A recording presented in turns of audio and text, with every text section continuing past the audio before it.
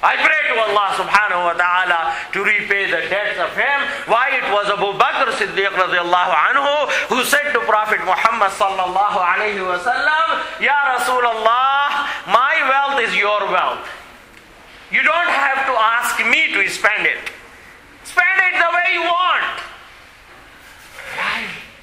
Because he loved Allah and His Messenger more than anything in this world. So brothers and sisters in Islam, that is number one thing which we have to think about every single night when we go to bed. Because that is going to change the direction of our life to a better direction forever. And if you don't think, then every single day, you can say the glitter of the wealth will invite you towards it, and many people, without even knowing it and unconsciously, will develop the love of material wealth, and unconsciously they won't even feel that the love of Allah subhanahu wa ta'ala has departed their heart, and they have turned into the hypocrite. And the Quran is full of stories of those people. So you have to correct yourself. You have to start your charities with your own self.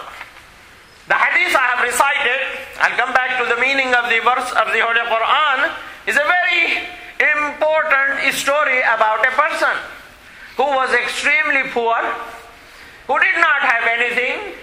He was wearing filthy and torn clothes. He came and entered the masjid.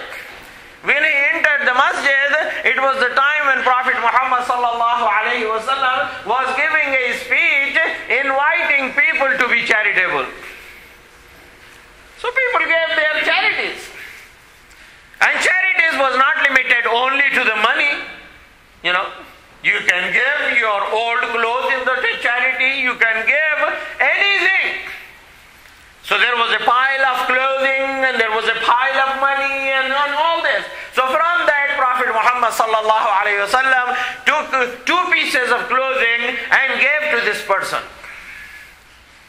And he continued his speech about the charities. So this person, out of 2 pieces of clothes, you need minimum 2-3 pieces to cover your body and to be clean. He took 1 piece and he gave back in the charity. That made Prophet Muhammad sallallahu alayhi wa sallam annoyed and angry. He said to the people, look at him. Look at him and look at his condition. To improve his condition, I gave him 2 pieces of clothes and he's throwing 1. And he took the clothes and gave him back, saying, take it. And he rebuked him. See? So one has to work very hard to show that you believe in Allah subhanahu wa ta'ala. And there are basic etiquettes to protect your dignity. Dignity as a human being.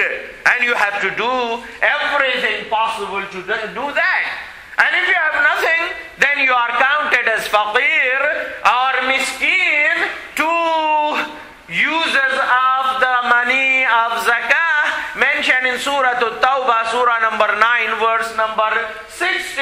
Then you deserve the help of the rest of the Muslim community to better your conditions. And to better the condition of the poor people in your own community, and to establish the social justice in your own community, you have these verses 9 to 11 from Surah number 63, where Allah subhanahu wa ta'ala says, O you who believe, let not your wealth and your children divert you from the remembrance of Allah. And whoever does that, they are the losers. And spend which we have provided for you before the death comes to you.